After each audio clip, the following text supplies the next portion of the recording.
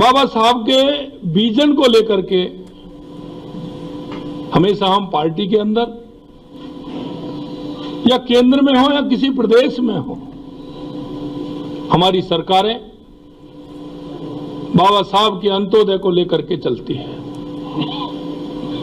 मैं कहना चाहता हूं कि आज कांग्रेस जिस तरह का ढोंग कर रही है, मैं कहना चाहता हूं कि कांग्रेस ने बाबा साहब को कितना अपमानित किया, उनका मजाक उड़ाया। उन्होंने कानून मंत्री पद से इस्तीफा दिया,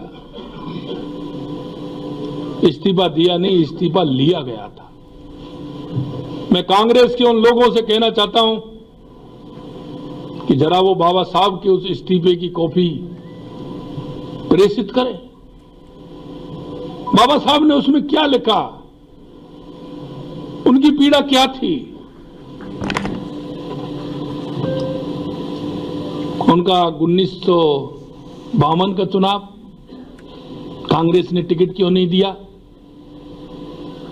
1954 में भी नहीं दिया। बाबा साहब चुनाव लड़े तो उनका विरोध किया।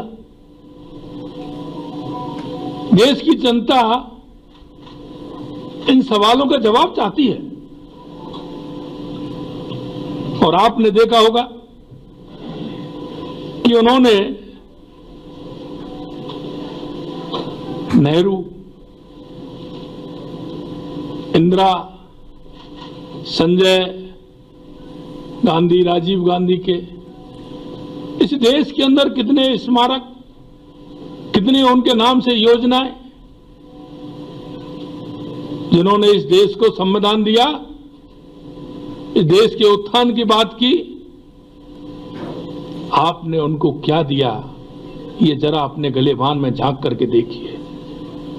मैं आपके माध्यम से कहना चाहता हूं, मंत्री पद से जो बाबा साहब ने इस्तीफा देने को मजबूर किया, इस्तीफे के बाद सदन में बोलने तक नहीं दिया, क्योंकि सदन सबका है, लेकिन बाबा साहब को बोलने नहीं दिया। मैं कहना चाहता हूं कि उनका जो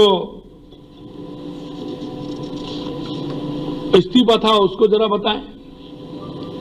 बाबा साहब अम्बेडकरी कैबिनेट में ना रहने की खुशी भी जाहिर की थी, जरा वो पत्र तो लोगों को दिखाएं जो नेहरू जी ने एडविना माउंटबेटन को पत्र लिख करके कहा था। भाई ऐसी कौन सी खुशी आपको हुई जो आपने खुशी का इजहार किया। जैसा मैंने कहा 1952 1954 में उपचुनाव में हराया,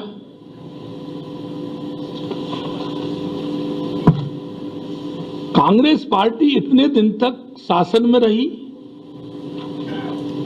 बाबा साहब को भारत रत्न तक नहीं दिया, जरा उसका भी खुलासा करें। अगर भारत रत्न दिया तो हमारे पूर्व प्रधानमंत्री अटल बिहारी वाजपेयी जी इस सरकार में शामिल थे और माननीय अटल बिहारी वाजपेयी जी ने बाबा साहब को भारत रत्न दिलाने का काम किया। मैं आपसे कहना चाहता हूं, हमारे देश के यशस्वी प्रधानमंत्री नरेंद्र मोदी जी ने सरकार आई तो दिल्ली में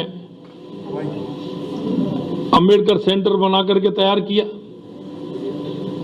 लंदन में जहां बाबा साहब रहते थे, उनकी स्मृति में, उनके जो निवास स्थान है उसकी स्मृति में वहां अंबेडकर हाउस बनाने का काम किया, अंबेडकर स्मृति बनाने का काम किया। और मुझे सौभाग्य मिला कि मैं अब की बार जब लंदन गया तो बाबा साहब के उस स्मृति पर जाने का मौका मिला और मैंने वहां श्रद्धांजलि अर्पित की। मैं आपसे कहना चाहता हूं, बाबा साहब का एक भी स्मारक कांग्रेस ने नहीं बनाया।